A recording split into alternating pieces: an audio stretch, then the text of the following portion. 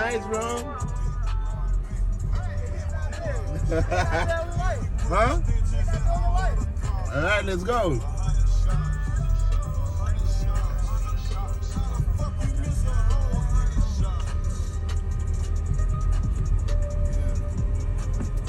Two Corvettes, two 540 in the Corvette. Don't blame the 540, bro. Don't blame the 540, bro. Don't blame the 540, bro. Don't blame the 540, bro. Don't play with the 540, bro. Don't play with the 540, bro. Come on. Come on, bro. The Corvette's in the back. The Corvette's in the back. The Corvette's in the back. Here are 3 things that I dislike about my BMW 540i. The 540i is a great car, but obviously all cars come with their cons.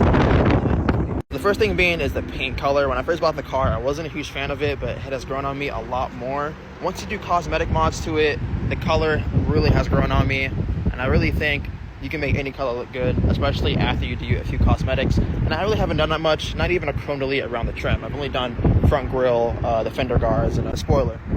Even with those little mods, the car looks so aggressive. The second thing is Apple CarPlay. Now, it can sometimes bug out and just completely disconnect. It's not very common, but it has happened before. I have never had a car with CarPlay before, so I'm not really that mad about it. I'm used to using my phone to begin with, so regardlessly, I'm good. And then the last thing I don't like about the 540i is going to be the aftermarket support. The 540i is notoriously known to have coolant issues, which if you have a 340 or a 440, you have a lot more aftermarket support for upgrades on your coolant parts. But unfortunately, the 540 does not have that. So if you have coolant issues, you have to go OEM. You don't have to go OEM, but there is no aftermarket plug-and-play upgrades for any 540i. 2018 BMW 540 with 80,000 miles, still a good car to buy. Now, usually I would say any BMW with 80,000 miles is a red flag, but this car's a little bit different. The 540 comes with the B58. That engine is extremely reliable, same engine that Toyota used in their Supra. One thing that I will say though, I would not make payments on this car. I buy this car cash because I'm not making payments on a car with 80,000 miles. God forbid something goes wrong, I'm not making a car note, paying full coverage insurance, and paying for an engine or a transmission. If the car that I'm shopping for has 80,000 miles in particular, I'm making sure that it's one owner, maintained at the same dealership that I was purchased from, and there's repetitive maintenance. Something in my head is telling me that you plan on tuning this car, so if you decide to tune this car, this engine holds power very, very well. But please make sure you do your maintenance before you do the tune, and then also make sure you go to a good tuner. Overall, the 540 is probably one of the most underrated BMWs. It's comfortable, has good technology, and it looks excellent.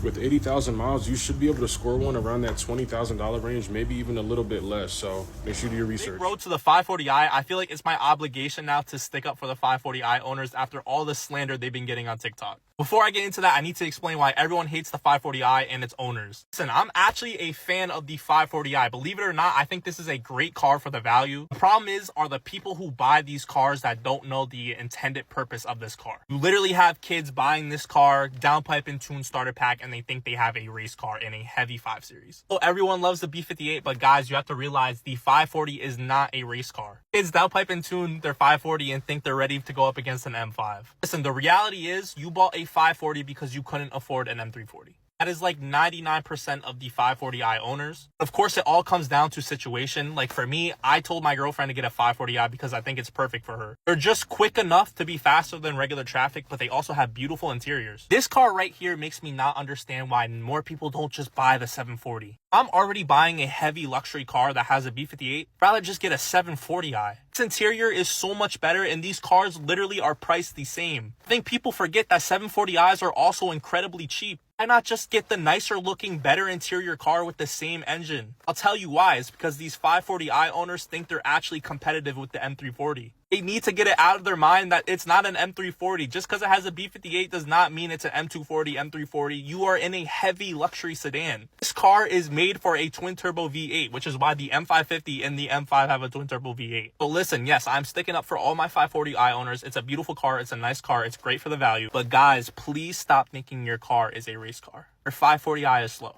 I'm just being honest. But hey, you have a nice interior. If I were you, I just would have got a 740i. The term reliability is getting thrown around way too much. Because for example, we all know that the M340i and the 540i comes with the B58, one of BMW's notorious engines that is known to make easy power while being reliable. But let's face it, you're always going to have to do some sort of maintenance or repair something on any engine. I mean, take for example a Honda. They're well-known reliable cars.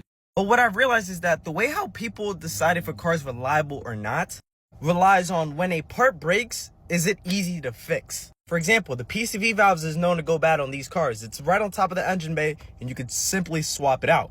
Same with the coolant expansion tank and other things. When you're having to sit here to replace these parts, are they really reliable? Let me explain it in a different way. I'm a VQ owner. I drive a Q50. And everybody says that the VQ is a well-known, reliable platform. And when things do fail, most of the time it is an easy repair. But in my way, I don't see that as a reliable car at all. I mean, on these VQs, you got to worry about your gallery gaskets, your coolant air plastic valve that's in the back of the engine, valve body, which is transmission, but same thing. I just feel like we need to reconsider what reliable cars really are. We've come to find out if a tuned BMW 540i is really capable of holding its own against a tuned full-fat BMW M5. 690 brake horsepower, 800 Newton meter, 3 litre straight 6 turbo B58 powered BMW 540i. And stepping up against him today, 689 brake horsepower, 904 Newton meter, 4.4 litre V8 twin turbo S63 powered BMW M5. Let's get a few sound checks.